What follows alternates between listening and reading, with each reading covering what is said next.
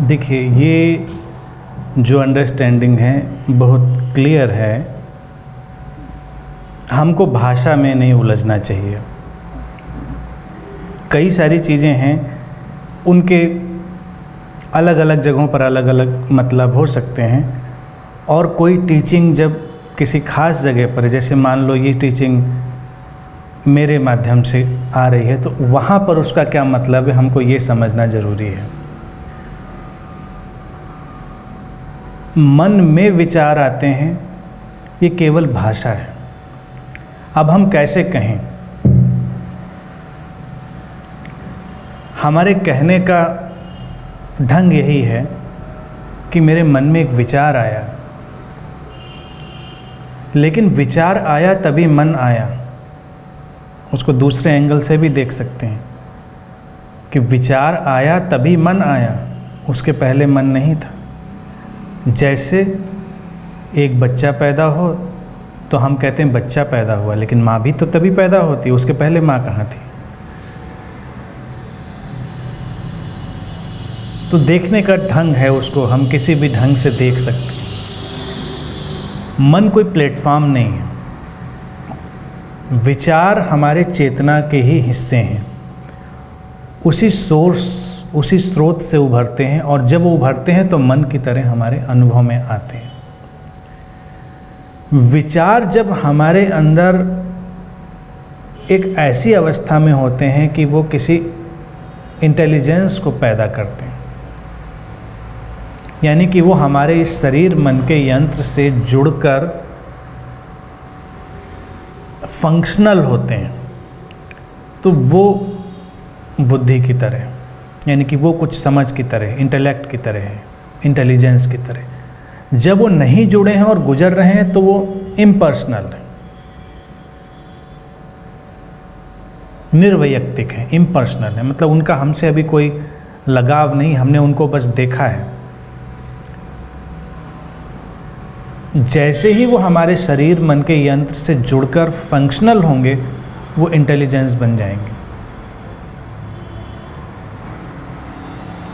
तो जिसको हम बुद्धि कह रहे हैं, वो एक खास क्षण में, एक विशेष क्षण में विचारों की हमारे शरीर मन से मिलकर हुई प्रतिक्रिया है। इसीलिए अगर आप गौर से देखें, सजग होकर देखें, तो एक बड़ी मज़ेदार चीज़ दिखाई देगी कि जिसको लोग कहते हैं बुद्धि, वो कहाँ है? हमेशा नहीं होती, बस कभी आ जाती है और कभी चली जाती है। क्या वो हमेशा रहती है? हमेशा रहती है इम्पर्सनल कॉन्शियसनेस, वो निर्वैयक्तिक चेतना। जब ज़रूरत होती है इंटेलिजेंस की, तो विचार हमारे शरीर मन के यंत्र से जुड़ के एक प्रतिक्रिया करते हैं और बुद्धि प्रकट हो जाती है।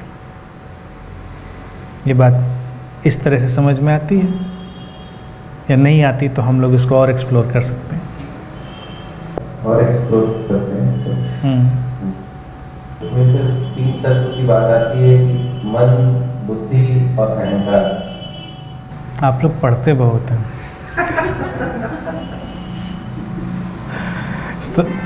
देखो, मेरी दृष्टि में बस एक ही चीज़ है, चेतना। All is there is consciousness. सब उसी से निकले हुए स्पेक्स हैं, उसी की सब अभिव्यक्तियां हैं। जो है बस एक चेतना है, वही अद्वैत है, नॉन डुअलिटी वही है। अहंकार कहाँ से आता है? अहंकार कोई अलग तो नहीं है, पर तो 2 चीज़ें हो जाएंगी कि एक चेतना है और एक अहंकार। कहीं बुद्धि है तो कहीं कुछ, कोई अंतर नहीं। अलग अलग कलर्स हैं, अलग अलग शेड्स हैं। एक ही चेतना अपनी उपयोगिता के हिसाब से कभी वो अहंकार में बदलती है, कभी वो बुद्धि में बदलती है, कभी वो मन में बदलती है। बहुत शांति से, सजगता से समझेंगे तो बहुत आनंद से ये बात समझ में आएगी कि कोई तनाव ही नहीं है, अहंकार से कोई लड़ाई नहीं। महात्मा लोग समझाएंगे अहंकार को ख़त्म करो, लेकिन तुम ख़त्म कर नहीं सकते क्योंकि तुमने बनाया नहीं उसको। तुम उस चीज़ को कैसे ख़त्म कर सकते हो जिसको तुमने बनाया नहीं? कहाँ से चला आता है तो पता ही नहीं चलता कहाँ से चला आया। बुद्धि भी ऐसी ही है, कहाँ से चली आती है किसी को पता नहीं। बुद्धिमान से बुद्धिमान व्यक्ति कभी कभी ऐसे जीरो जोन में भी होता है जब उसको कुछ भी नहीं ख्याल आता। अगर कोई क्रिएटिव पर्सन होता है तो वो उसको हमेशा अनुभव करता है कि वैसे तो उसको लगता है कि बस उसके अंदर से तुरंत एक्सप्रेशन आ रहा है, और कभी कभी वो ऐसे जीरो जोन में होता है कि सब सन्नाटा लगता है। बहुत बुद्धि थी लेकिन इस समय तो कोई बुद्धि कम। इसीलिए बुद्धिमान से बुद्धिमान व्यक्ति कभी बहुत मूर्खतापूर्ण काम भी करता दिखाई दे जाता है, या कुछ भी करता नहीं दिखाई दे जाता है। यानी कि हम कहेंगे अरे इतने बुद्धिमान थे, तुमको ये बात समझ में नहीं आई। और ये तब तुम्हारी समझ में ज़रूर आएगा जब कहीं एक्सीडेंट वगैरह हो जाए, कुछ ऐसी दुर्घटना घट जाए, तो सभी समझाएंगे समझ में नहीं आ रहा था आपके, इतनी बुद्धि नहीं थी आपके पास कि ऐसे कर लेते। फिर वही सज्जन जब वही करेंगे तो दूसरों को भी मौका मिलेगा कि बुद्धि नहीं थी ऐसा कर लेते। नहीं होती है, कभी कभी होती है, कभी कभी नहीं होती है। लेकिन वो क्यों होती है और क्यों नहीं होती है? अहंकार क्या बिल्कुल ही व्यर्थ है या उसकी कोई उपयोगिता भी है? अहंकार के पीछे सारे लोग बहुत हाथ धोकर पड़े रहते हैं, लेकिन कोई ये नहीं सोचता कि अहंकार की एक खास स्टेज में उपयोगिता है। अहंकार कोई खराब चीज़ नहीं है। खराब हम चाहें तो हर चीज़ को बना लें।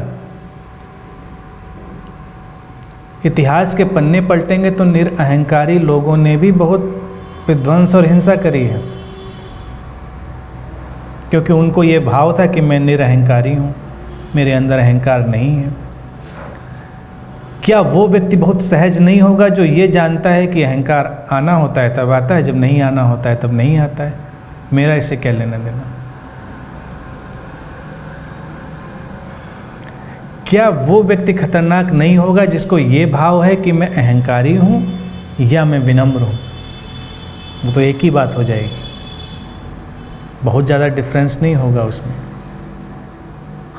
तो बाइफरकेशन ना करें, उनको बस ये जाने कि वक्त वक्त की उपयोगिता के हिसाब से चीज़ें उभरती हैं।